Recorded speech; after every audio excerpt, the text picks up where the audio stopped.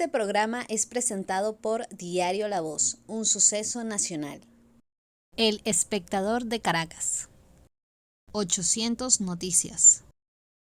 Forum Supermayorista. Compra más, ahorra más.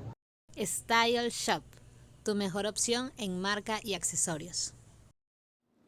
Hola, bienvenidos a Conversando con Emilio. Yo soy Emilio Materán y hoy tenemos a Joel Horta, él es abogado, analista político, con quien queremos conversar sobre muchos temas de actualidad. Bienvenido, Joel. Gracias, Emilio, muy amable por tu invitación. Joel, hasta ahora hay varios candidatos lanzados públicamente de la oposición para unas elecciones primarias que hay el próximo 22 de octubre. Un sector de la oposición va a participar en esas primarias. De esa lista hay aspirantes que se sepa 3 inhabilitados.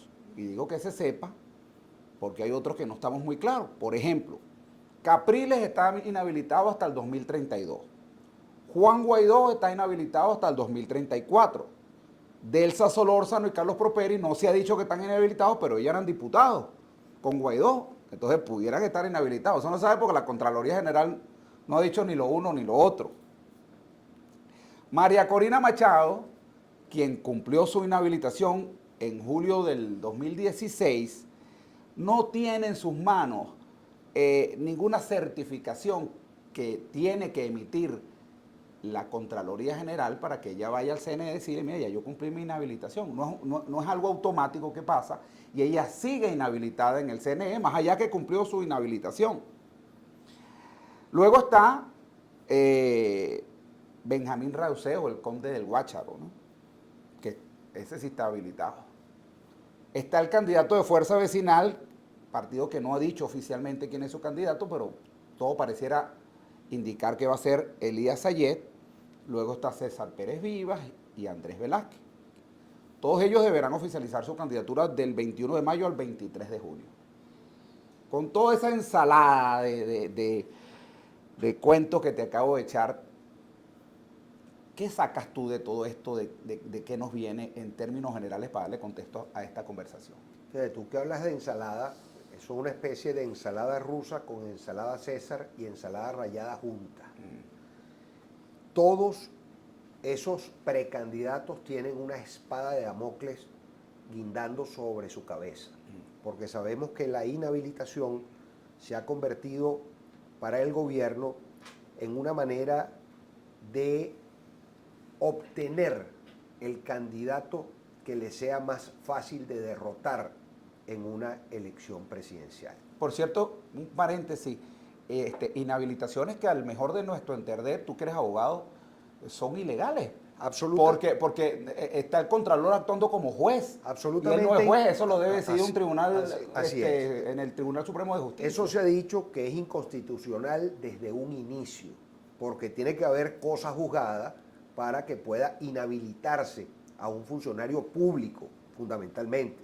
Pero vimos cómo en el proceso Barinés incluso se inhabilitó a la esposa de Superlano, que no ha ejercido cargo público. Una señora, una ama de casa. Pero en fin, sí, ya sabemos cómo está funcionando el Estado venezolano. Estamos en la posibilidad casi de desaparecer como Estado-nación, de seguir en este proceso anárquico en el que nos encontramos. Por eso es que hemos insistido en la necesidad de reinstitucionalizar al país, de tener una Asamblea Nacional independiente, es decir, un poder legislativo independiente, un poder judicial independiente, un poder electoral independiente, división de poderes y un poder ejecutivo independiente. Lo cierto es que la fuerza de los hechos han ido obligando al gobierno, por el tema sancionatorio fundamentalmente, a tener que ir estableciendo negociaciones, ya directamente gobierno a gobierno, gobierno venezolano con gobierno norteamericano, y vimos cómo entonces se otorgaron licencias a Chevron, vendrán algunas otras. Esto de desmontar las sanciones no será tan sencillo y es un tema que incide directamente en lo electoral, porque creer que el que gane las primarias, inmediatamente es el candidato presidencial de la oposición, está partiendo de una falsa premisa. porque ese será el candidato de un sector de la oposición venezolana. Hay un sector menos radical, más dialogante, que ha venido buscando acuerdos con el gobierno nacional justamente para el tema de los presos políticos, el tema de las sanciones, el tema del restablecimiento de relaciones internacionales con las distintas embajadas de los países que rompieron relaciones diplomáticas con Venezuela, para posibilitar la votación de los venezolanos en el exterior, que es un punto fundamental para poder derrotar al gobierno en las próximas elecciones, porque también, además del voto en el exterior, que históricamente ha sido muy bajo, la gente cuando está en otros países, rara vez se inscribe en el consulado respectivo y luego acude a votar. Es un porcentaje muy pequeño, quizás en estas circunstancias tan especialísimas, que es una diáspora. Y que pero claro, pero tienen todo el derecho a hacerlo. Tienen todo el derecho a hacerlo. Ahora, tiene el gobierno la obligación de buscar entonces restablecer las relaciones diplomáticas con esos países, sobre todo donde existe un número importante de venezolanos. Afortunadamente, con el gobierno del presidente Petro se podrán restablecer relaciones, y eso permitirá a muchos venezolanos que hoy están en Colombia votar en Colombia. Lo mismo sucederá en Brasil, y lo mismo tendremos que hacer en Chile, lo mismo tendremos que hacer en los países donde están concentrados un número muy importante de venezolanos. Lo más difícil ocurrirá con el gobierno de los Estados Unidos de Norteamérica, donde también hay un número muy importante. Ahora fíjate, volviendo al tema de las primarias va a salir eventualmente un candidato. Okay, pero hay candidatos, claro, hay candidatos, allí iba. Bernabé Gutiérrez, vamos a ponerle nombre a las cosas, Bernabé Gutiérrez de Acción Ya. Democrática, el que tiene la tarjeta, Correcto. Alianza Lápiz de Carri, Claudio Fermín Soluciones, por nombrar algunos, que han participado, que no van a primarias. Es correcto. Entonces, ¿qué pasa con ese grupo? O son ese grupo, o está ese grupo haciéndole el juego al gobierno, te lo pregunto. Fíjate, yo pienso, Emilio, que la primaria es, si se quiere, la primera fase del proceso para llegar a la posibilidad de un candidato unitario. Yo no hablo nunca del candidato único, porque eso va a ser imposible. Sí. Pero de un candidato unitario que logre polarizar con el presidente Maduro, que muy seguramente aspirará va a ser el candidato la reelección, del PSUV. Que es una aberración constitucional, y eso hay que hablar también, porque eso tiene que estar en la agenda. Pero para culminar con las primarias y ahondar en lo otro, ese candidato que salga de la primaria obligatoriamente va a tener que venir a conversar con un grupo de este otro lado de la oposición para buscar el consenso y que exista al menos un candidato unitario, y bueno, algunos otros candidatos que lo hacen por mero currículum, para decir en algún momento a sus hijos y nietos: yo fui candidato presidencial de Venezuela, no más por otra cosa. Obtendrán 50.000 votos, 60.000 votos, probablemente le suceda lo que le pasó al amigo Fermín en Barinas. Es decir, hay que estar claro en que la gente en su momento entubará el voto por aquel candidato que efectivamente reúna las mayores posibilidades de derrotar al candidato del gobierno. Y esto lo digo ¿por qué? Porque Venezuela volvió al nivel del empate catastrófico. Ni el gobierno puede aplastar a la oposición, ni la oposición puede aplastar al gobierno. Y entonces, cuando hay un empate catastrófico, la única manera de desatar ese nudo es a través del diálogo para llegar al consenso. Yo soy un convencido que para que pueda aquí haber alternabilidad, para convencer al gobierno que además le hace falta alternabilidad para poder lograr estabilidad política y para poder lograr gobernabilidad, tiene que permitir que el próximo gobierno sea o de la oposición o del oficialismo. Tendrán que concertarse muchas cosas para que pueda el país transitar a un rumbo mucho más lógico, mucho más... Tú eres de la idea que para que haya una transición el gobierno tiene que estar de acuerdo con quién es esa transición. Por supuesto que sí. Eso lo hemos visto históricamente, no solo en el proceso sudafricano, en el proceso español, en el proceso chileno, en el propio proceso venezolano. Recordemos la transición del gomecismo que transcurrió con el general López Contreras, pero luego también la transición del perejimenismo en el año 58 con el pacto de Punto Fijo. Entonces Venezuela necesariamente tiene que construir un nuevo pacto. ¿Por qué? Porque se agotó la Cuarta República en su momento, surgió la Quinta República y ya se agotó la Cuarta República. Pero fíjate, Joel, ¿pero qué significa eso? Vamos hacia la Sexta República. ¿Qué significa eso? Eso significa, por ejemplo, que quien gane las elecciones tiene que perdonar los casos de corrupción, violación de los derechos humanos, fíjate, a ¿no? quienes los hayan violado, en fin, Fíjate, una serie no es un caso, de ilegalidades que se han cometido a lo largo de estos 24 años. No es un caso de perdón, no es un caso de perdón, es un caso de ejercer la política para poder salir de una situación gravísima. En el caso español, venían de una guerra civil,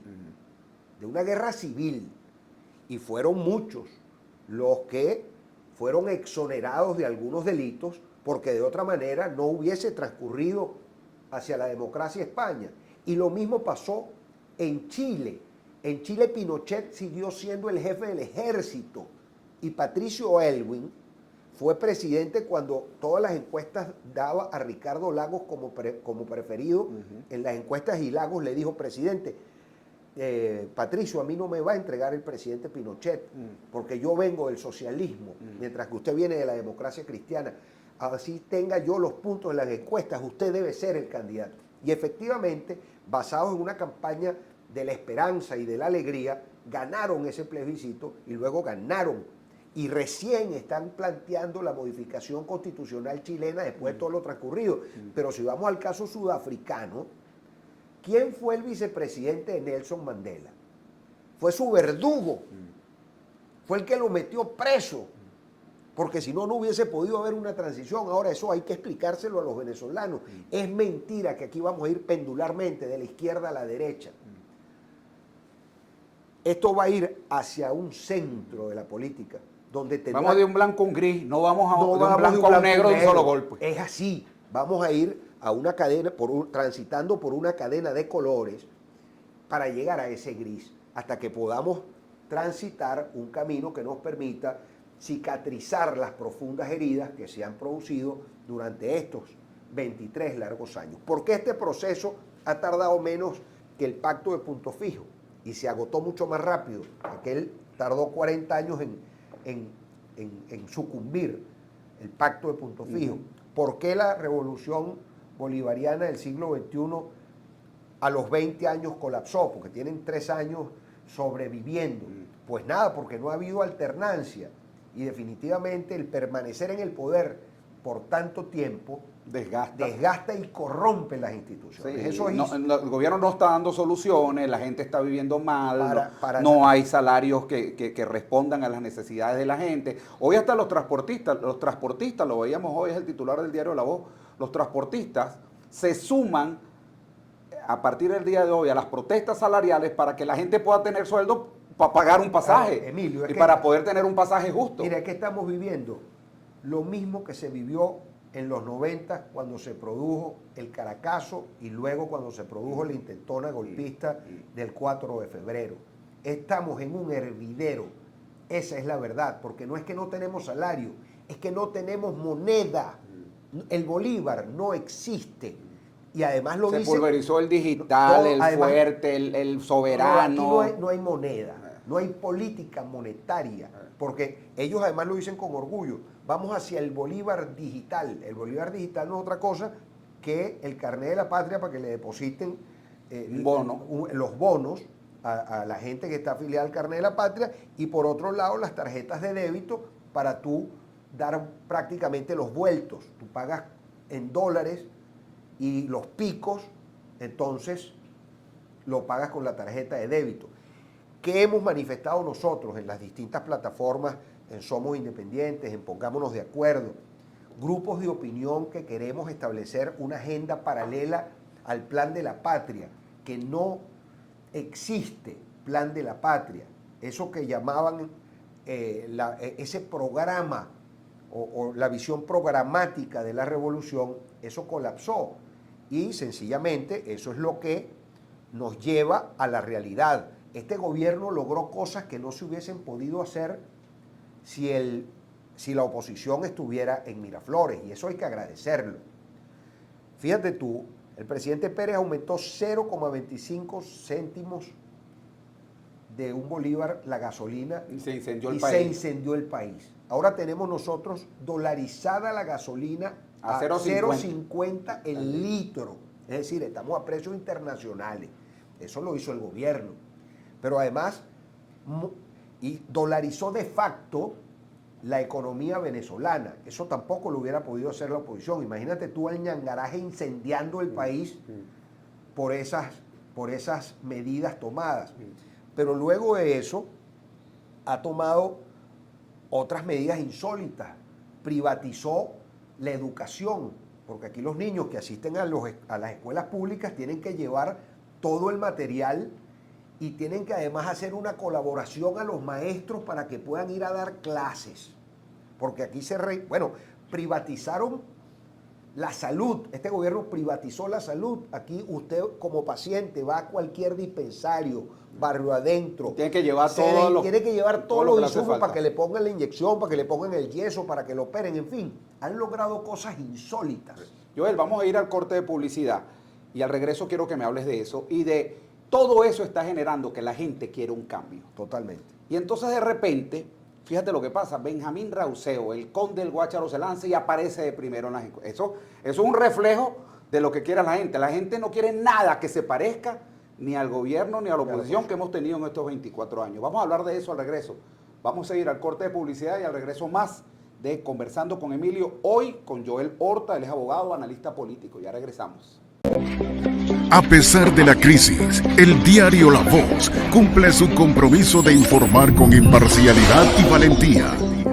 El impreso, la versión digital y nuestras redes sociales te conectan oportunamente con el acontecer nacional e internacional. Diario La Voz, un periódico para la Venezuela de hoy. Diario La Voz, un suceso nacional.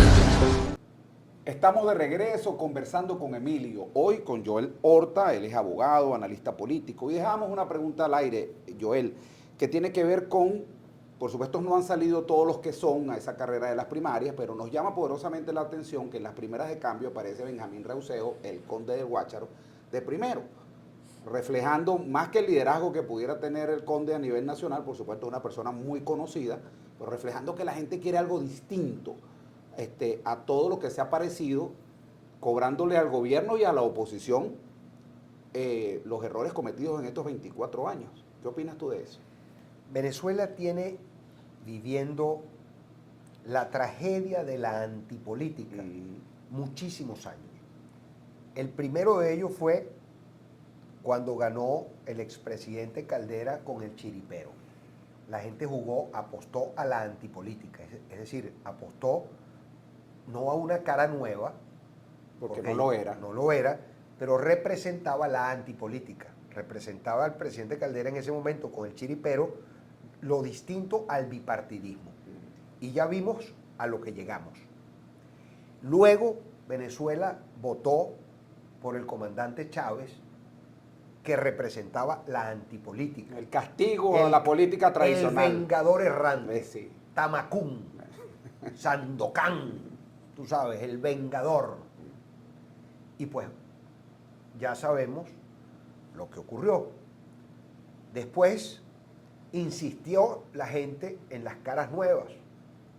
Y entonces una buena porción votó en ese momento por Enrique Capriles, quien perdió por unos 200.000 votos contra otra cara nueva. Un 1 y punto algo por ciento, una diferencia muy pequeña. Contra otra cara nueva que en ese momento, aunque canciller de la República, etcétera, etcétera, era una cara nueva. Nicolás Maduro. Nicolás Maduro Moros.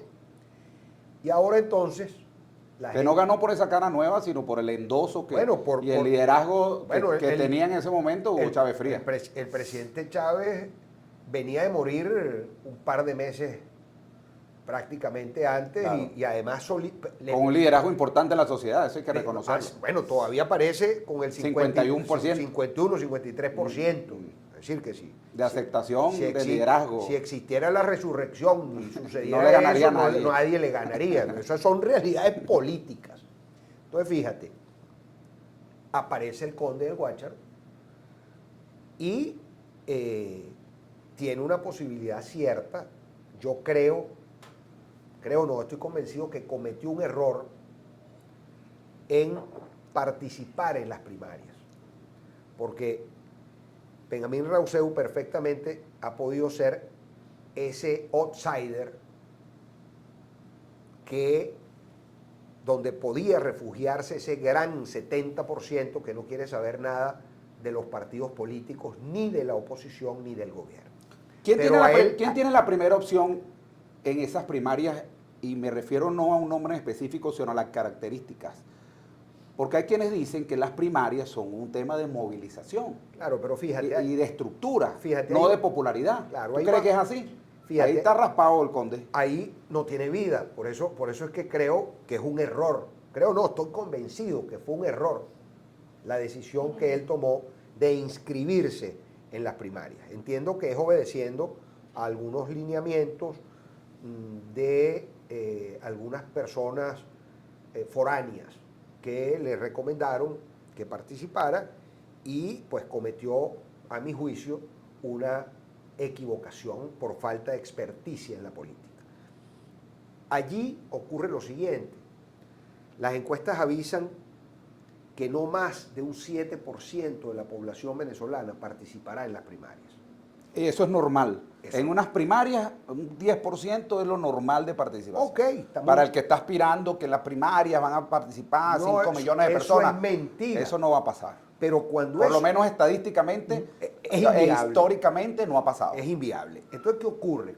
Cuando eso suceda, la base electoral de ese candidato es muy baja ante la opinión pública y el gobierno eso lo va a explotar. Lo va a utilizar.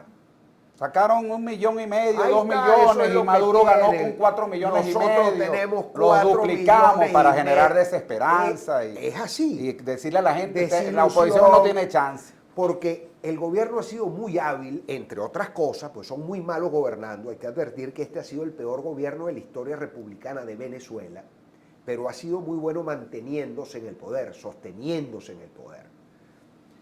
El gobierno, que tiene una base electoral de más o menos 4,5 millones de votos, y por eso hablo del empate catastrófico, es más o menos lo mismo que tiene la oposición, cuando tú quitas los votos de la diáspora y cuando tienes una estadística que es brutal, que hay cerca de 4 millones de jóvenes venezolanos que no se han inscrito en el registro electoral, que pudieran cambiar efectivamente el rumbo del país.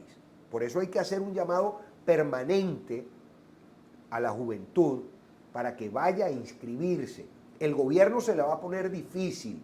Bueno, en estos momentos solamente lo puedes hacer en las capitales de los estados. Por ejemplo, si estamos en Miranda, un joven de Barlovento tendría que ir a Los Teques a inscribirse. Él no lo va a hacer. Bueno, entonces... No tiene para el pasaje, no tiene el tiempo. Pero en eso es que... A eso es que le apuesta el gobierno. Le apuesta el gobierno y a eso es que debería dedicarse ahorita la oposición venezolana, en vez de andar de manganzones. Pero tú piensas que la juventud, fíjate, la juventud, el joven que tiene hoy 18 años y no se ha inscrito, nació en revolución, en esta etapa se crió y se desarrolló. ¿Tú crees que ese joven, mayoritariamente hablando, está en contra de lo que ha visto en el país, está en contra del gobierno? Si no, no se hubieran ido del país y no pensaran en irse porque no ven futuro. La juventud se está yendo porque no ve futuro en su país. Quiere decir que están en la necesidad de un cambio. Las organizaciones políticas, en vez de estar ahorita haciendo giras, sancochos, piñatas y juegos de bolas criollas, lo que tiene que montarse es en un proceso de organización para llevar a la juventud a inscribirse y a la gente a reubicarse. Porque el problema es que se olvidaron de lo que sí se acuerdan las VC y los jefes de calle, que sí lo están haciendo. Porque el chavismo sí va a inscribir a los jóvenes chavistas, cosa que no hacen los partidos de oposición. Por eso sigue siendo el PSUV un partido que aparece con 14, 18 puntos en las encuestas como organización política y el resto de los partidos absolutamente atomizados con 2 puntos, 2.5. Es un chiripero y aquella es la cucaracha, pues. Entonces, ¿cómo hacer para que entienda la oposición venezolana que deseo no empreña? Que se organizan o le están haciendo la cama al presidente Maduro para que repita, cosa que sería absolutamente dañino para la República. Ahora fíjate, Joel, otra cosa que me gustaría tocar es el tema de la posición que está asumiendo el gobierno. Por el Instagram nos preguntaba Noé Perdomo tu opinión sobre, y es una pregunta muy válida, lo que está diciendo Jorge Rodríguez. Jorge Rodríguez está diciendo que aquí no habrá elecciones sin sanciones, elecciones libres. Claro, después entendieron que decir que no habrá elecciones libres y acomodaron ahí cómo lo están diciendo. Bueno, enseguida salió el presidente Maduro a decir que en el año 2024 habrá elecciones. Es que acuérdate que hay un policía. Pero al final se están radicalizando. Por ejemplo, Maduro dice textualmente, esto es una cita: me vale medio lo que opinen del proceso democrático de Venezuela. O sea, no le importa si los Estados Unidos, la derecha ni la Unión Europea reconoce o no las elecciones presidenciales. Bueno, no hay que caerle en el juego al gobierno. ¿Qué debe hacer la oposición venezolana? Convencer a la Unión Europea que efectivamente vengan a supervisar el proceso, como ya sucedió anteriormente en las elecciones del 2021, conversar con el Departamento de Estado norteamericano para buscar la flexibilización de las sanciones. Es decir, la oposición no le puede seguir haciendo el juego al gobierno. El gobierno le canta siempre lo que va a hacer a la oposición y la oposición pisa la concha de mango.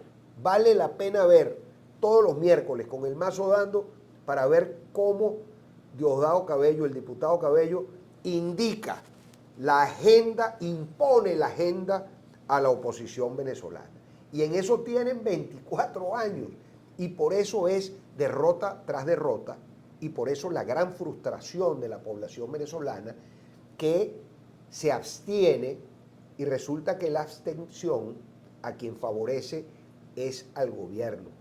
El primer gran error que cometió la oposición venezolana fue llamar a la abstención en el 2005 cuando le entregó la Asamblea Nacional al gobierno y permitió... En un 100%. En un 100%, y eso permitió que el oficialismo montara todo el tinglado jurídico político para tener contralor, fiscal, asamblea, CNE, fiscalía, defensoría del pueblo, es decir, todas las instituciones en manos del gobierno.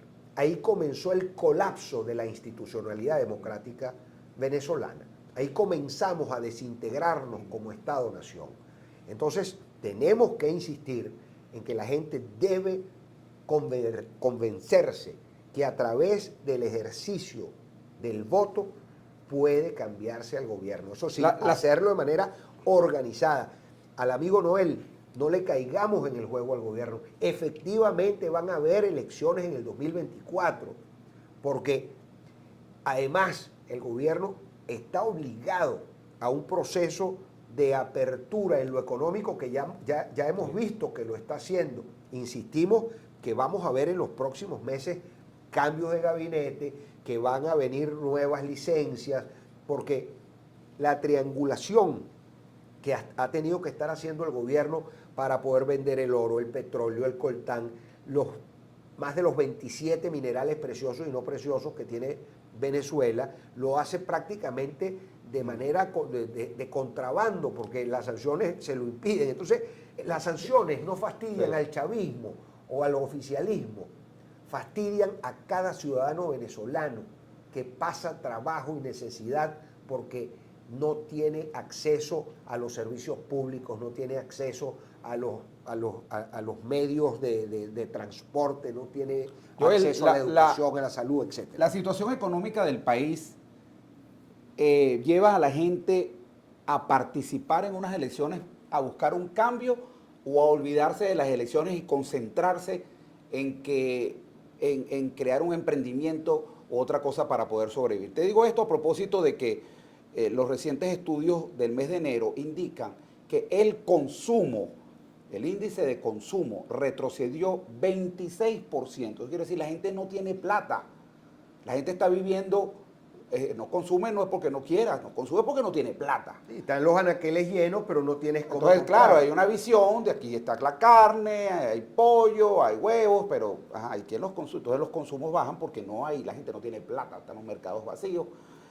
Eso lleva al venezolano, te hago la pregunta desde el punto de vista electoral, a participar en unas elecciones o más bien a olvidarse del proceso electoral y concentrarse en que lo que tiene es que producir dinero. Fíjate, yo pienso que uno puede caminar y comer chicle a la vez. Hay 7 millones de emprendedores en Venezuela. Gracias a Dios, producto del colapso de la economía venezolana, esa cultura rentista y populista que teníamos los venezolanos mutó hacia la cultura del trabajo, del esfuerzo propio, de la posibilidad de ganarnos nuestro pan con el esfuerzo y no esperando la dádiva gubernamental. Y vemos cómo, bueno, hoy un ingeniero, si no consigue trabajo de ingeniero, entonces es plomero o es electricista. Y cómo el médico que solo brinda su servicio por el juramento hipocrático en un hospital público, luego también de repente hace paellas a domicilio o se inventa. Y hay una economía muy extraña, Emilio, porque tú entonces contratas, por ejemplo, a alguien para que te haga el mantenimiento de un aire acondicionado y ese señor te cobra $40 y hace 6 al día y bueno, se ganó $240 ese día. Entonces es una economía variopinta la que tenemos en Venezuela. Porque si no tenemos política monetaria, si no tenemos política fiscal, si no tenemos tesorería, si no tenemos Banco Central Autónomo, es decir, estamos en la anarquía y de manera anárquica el ciudadano busca sobrevivir. Ahora, ¿qué le pedimos a los venezolanos? De esos 365 días de sobrevivencia, un día dediquémoslo a votar para cambiar, para no poder seguir sobreviviendo, sino volver a vivir dignamente, rescatar la economía venezolana, rescatar las instituciones venezolanas, rescatar la idiosincrasia del venezolano, rescatar la república como un país realmente lógico, ordenado y constitucional. Muchísimas gracias, Joel Horta. Y las personas que se conectaron tardíamente, les recuerdo que en YouTube ustedes colocan Conversando con Emilio, entrevista a Joel Horta, y ahí encontrarán esta entrevista y todas las que hemos hecho hasta este momento. Y será entonces hasta una nueva oportunidad que estaremos otra vez conversando con Emilio. Chao, chao. Este programa fue presentado por Diario La Voz, un suceso nacional. El Espectador de Caracas. 800 Noticias. Forum Supermayorista. Compra más, ahorra más.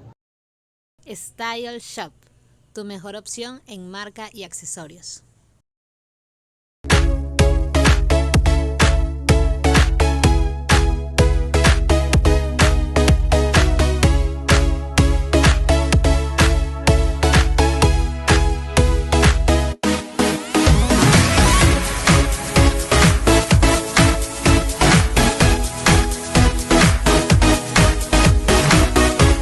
Este programa es presentado por Diario La Voz, un suceso nacional.